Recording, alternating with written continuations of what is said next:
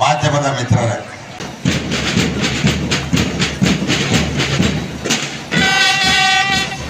ವಿವಿಧ ಶಾಲೆಗಳಿಂದ disciplinary wing, general ಮಾರ್ಪಾಸ್, scouts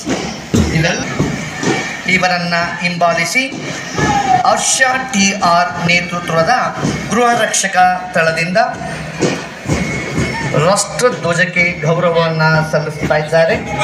ಹಾಗೆ NCCಯ ಹಿರಿಯ ತಂಡದ ಪೃಥ್ವಿರಾಜ್ ಸೀನಿಯರ್ ಅಂಡರ್ ಆಫೀಸರ್ ಹಾಗೂ ಆಕಾಶ್ ಪಾಳೆಗಾರ್ ನೇತೃತ್ವದಲ್ಲಿ ಲೇಖನ ಅತಿಥಿಗಳಿಗೆ ಗೌರವವನ್ನು ಸಲ್ಲಿಸ್ತಾ ಮುಂದೆ ಸಾಗ್ತಾ ಇದ್ದಾರೆ. ಅವರನ್ನು ಹಿಂಬಾಲಿಸಿ ಬರುತ್ತಿರುವ ತಂಡ GBJC ಬಾಲಕರ ಪದವಿ ಪೂರ್ವ ಕಾಲೇಜು ತಂಡದ ನಾಯಕ ಸುಭಾಷ್ GU.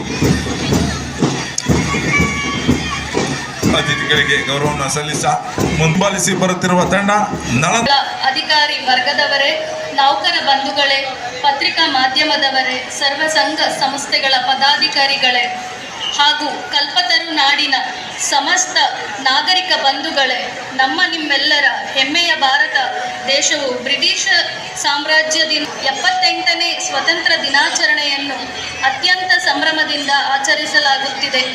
ನಮ್ಮ ಮಾತೃಭೂಮಿಯಾಗಿರುವ ಭಾರತ ದೇಶ ಪುರಾತನವಾದ ಧರ್ಮ, ನಾಗರಿಕತೆ, ಸಂಸ್ಕೃತಿ, ಮೌಲ್ಯಗಳಿಂದ ಶ್ರೀಮಂತವಾಗಿದೆ. ಸಾಧು ಸಂತರ, ಋಷಿಮುನಿಗಳು ಹಾಗೂ ರಾಜ ಮಹಾರಾಜರು, ಸಾಹಿತಿಗಳು, ಕವಿಗಳ, ಶಿಕ್ಷಣ ತಜ್ಞರು, ರೈತರು, ಯುವಕರ, ಸ್ವಾತಂತ್ರ್ಯ ಹೋರಾಟಗಾರರಿಂದ ತುಂಬಿ ಸಮೃದ್ಧವಾಗಿದ್ದ ದೇಶವಿದಾಗಿದೆ. ಪರಕೀಯರ ದಾಸ್ಯದಿಂದ ಈ ದೇಶವನ್ನು ಪಾರು ಮಾಡಲು ಸಹಸ್ರಾರು ಜನ ಹೋರಾಟಗಾರರು, ದೇಶಪ್ರೇಮಿಗಳು ತ್ಯಾಗ ಬಲಿದಾನ ಮಾಡಿದ್ದಾರೆ.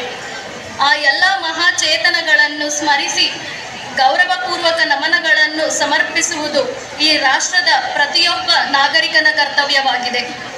ನಮ್ಮ ದೇಶವನ್ನು ಸ್ವತಂತ್ರಗೊಳಿಸಲು ಮಹಾತ್ಮ ಗಾಂಧೀಜಿಯವರ ನೇತೃತ್ವದಲ್ಲಿ ಲಾಲಾ ಲಜಪತ್ ರಾಯ್, ಬಿಪಿನ್ ಚಂದ್ರ ತನ್ನ ದೇಹದ ಅಂಗವನ್ನು ಇನ್ನೊಬ್ಬ ವ್ಯಕ್ತಿಗೆ ಸ್ವಇಚ್ಛೆಯಿಂದ ದಾನ ಮಾಡುವ ಪ್ರಕ್ರಿಯೆಯಾಗಿದೆ.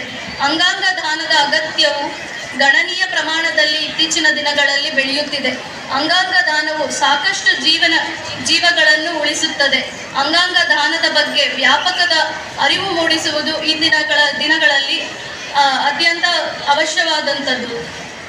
ಇಂದು ನಮ್ಮ ದೇಶದ ಶಿಕ್ಷಣದಲ್ಲಿ, ಮಾಹಿತಿ ತಂತ್ರಜ್ಞಾನದಲ್ಲಿ, ಧರ್ಮ ಸಂಸ್ಕೃತಿಯಲ್ಲಿ, ಯೋಗ ಶಿಕ್ಷಣ, ಕ್ರೀಡೆಗಳಲ್ಲಿ ಅದ್ವಿತೀಯ ಸಾಧನೆ ಮಾಡಿದ್ದು ಜಗತ್ತೇ ನಮ್ಮ ದೇಶದ ಕಡೆ ಗೌರವದಿಂದ ನೋಡುತ್ತಿದೆ. ಇದಕ್ಕೆ ನಿರ್ದೇಶನವೆಂದರೆ 2024ರ ಪ್ಯಾರಿಸ್ ಒಲಿಂಪಿಕ್ನಲ್ಲಿ ಭಾರತೀಯರು 1 ಬೆಳ್ಳಿ ಹಾಗೂ 5 ಕಂಚಿನ ಪದಕಗಳನ್ನು ಪಡೆದಿರುವುದು. ಮಾತುಗಳನ್ನು ಮುಗಿಸುತ್ತೇನೆ. ಜೈ ಹಿಂದ್, ಜೈ ಕರ್ನಾಟಕ ಮಾತೆ. ಬಹಳ ಪವಿತ್ರವಾದಂಥ ದೇಶ. ಈ ದೇಶದಲ್ಲಿ ಜನಿಸಿರ್ತಕ್ಕಂಥ ನಾವು ನೀವೆಲ್ಲ ಪುಣ್ಯವಂತರು. ಈ ದೇಶ ಎಲ್ಲ ಸಂಪತ್ತು ಸಂಪನ್ನರನ್ನ ಹೊಂದಿರ್ತಕ್ಕಂಥ ದೇಶ. ನೀವು ನೋಡ್ಬೋದು, ಇಡೀ ದೇಶದಲ್ಲಿ, ಇಡೀ ಪ್ರಪಂಚದಲ್ಲಿ ಇರದೇ ಇರ್ತಕ್ಕಂಥ ಎಲ್ಲ ಸಂಪತ್ತು ಈ ದೇಶದಲ್ಲಿದೆ. ಅದರಿಂದ ನಾವು ನೀವೆಲ್ಲ ಈ ದೇಶದಲ್ಲಿ, ಈ ನಾಡಿನಲ್ಲಿ ಜನಿಸಿರ್ತಕ್ಕಂಥ ಪುಣ್ಯವಂತರು. ಈ ದೇಶಕ್ಕೆ ಸ್ವಾತಂತ್ರ್ಯವನ್ನು ತಂದುಕೊಡ್ಲಿಕ್ಕೆ ಗಾಂಧೀಜಿಯವರ ನೇತೃತ್ವದಲ್ಲಿ ಬಹಳಷ್ಟು ಹಿರಿಯರು ಬಲಿದಾನ, ತ್ಯಾಗವನ್ನು ಮಾಡಿದ್ದಾರೆ. ಅಂಥ ಒಂದು ಭದ್ರವಾದಂಥ ಸ್ವಾತಂತ್ರ್ಯವನ್ನು ಉಳಿಸಿ ಬೆಳೆಸ್ತಕ್ಕಂಥ ಜವಾಬ್ದಾರಿ ಈ ದೇಶದ ಪ್ರತಿಯೊಬ್ಬ ಪ್ರಜೆಗೂ ಅನ್ವಯಿಸ್ತದೆ. ಅಂತ ಈ ದೇಶದಲ್ಲಿ ಬಹಳಷ್ಟು ಸಮಸ್ಯೆಗಳಿದೆ. ಒಂದು ಬಡತನದ ಸಮಸ್ಯೆ,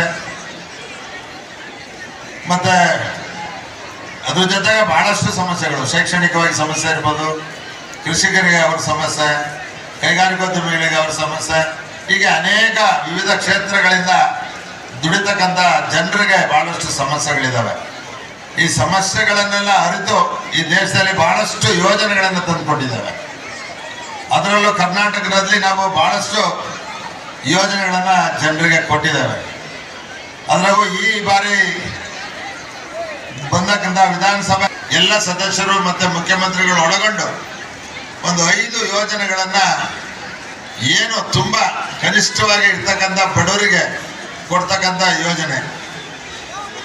ಇದಕ್ಕೆ ಮುಂಚೆ ನಮ್ಮ ಮನಮೋಹನ್ ಸಿಂಗ್ ಅವರ ಕಾಲದಲ್ಲಿ ಈ ದೇಶದಲ್ಲಿ ಇರ್ತಕ್ಕಂಥ ಪ್ರತಿಯೊಬ್ಬ ಪ್ರಜೆಗೂ ಹಸಿವಿನಿಂದ ಬಳಲಬಾರದು ಅಂತೇಳಿ ಒಂದು ಇರ್ತಕ್ಕಂಥ ಪ್ರತಿಯೊಬ್ಬ ಒಂದು ಚಿಕ್ಕ ಮಗುವಿನಿಂದ ಹಿಡಿದು ವೃದ್ಧರವರೆಗೂ ಯಾರಿಗೂ ತೊಂದರೆ ಆಗಬಾರ್ದು, ಎಲ್ಲ ಸವಲತ್ತುಗಳು ಅವರ ಅರ್ಹತೆಗೆ ಅನುಗುಣವಾಗಿ ಸಿಗಬೇಕು, ಅದನ್ನ ಸದುಪಯೋಗ ಪಡಿಸ್ಕೋಬೇಕು ಅಂತಕ್ಕಂಥದ್ದನ್ನ ನಾನು ಕಳಕಳಿಯಿಂದ ಮನವಿ ಮಾಡ್ಕೋತೇನೆ ಎಲ್ಲರಿಗೂ.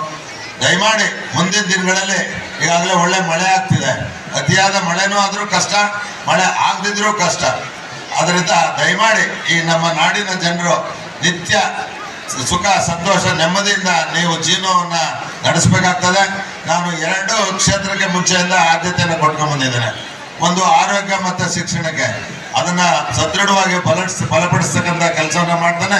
ಮತ್ತೆ ಬೇರೆ ಕ್ಷೇತ್ರಗಳು, ಕೈಗಾರಿಕಾ ಕ್ಷೇತ್ರ, ಕೃಷಿ ಕ್ಷೇತ್ರ, ಇನ್ನಿತರ ಕ್ಷೇತ್ರಗಳು, ಕ್ರೀಡಾ ಕ್ಷೇತ್ರ, ಅದರಲ್ಲೂ ಕ್ರೀಡಾ ಕ್ಷೇತ್ರ ಬಹಳ ಮುಖ್ಯವಾದಂಥದ್ದು. ಪ್ರತಿಯೊಂದು ಮಗು ಕ್ರೀಡೆಯಲ್ಲಿ ತೊಡಗಿಸ್ಕೊಂಡು ಅದರ ಉಪಯೋಗನ ಪಡ್ಕೋಬೇಕು. ಇದರೆಲ್ಲರ ಉಪಯೋಗವನ್ನ ಈ ನಾಡಿನ ಜನತೆ ಪಡ್ಕೋಬೇಕು. ಈ ನಾಡಿನಲ್ಲಿ ಎಲ್ಲರೂ ಸುಖ ಶಾಂತಿ ನೆಮ್ಮದಿಯಿಂದ ಬಾಳಬೇಕು, ಬದುಕಬೇಕು. ಈ ನಾಡಿನ ಜನ ಯಾವಾಗಲೂ ಸಂತೋಷದಿಂದ ಇರಬೇಕು. ಪ್ರತಿಯೊಬ್ಬ ಪ್ರಜೆಗೂ ಮೂಲಭೂತ ಸೌಕರ್ಯ ದೊರಕಬೇಕು ಅಂತಕ್ಕಂಥ ಮಾತನ್ನ ಈ ಸಂದರ್ಭದಲ್ಲಿ ಹೇಳ್ತಾ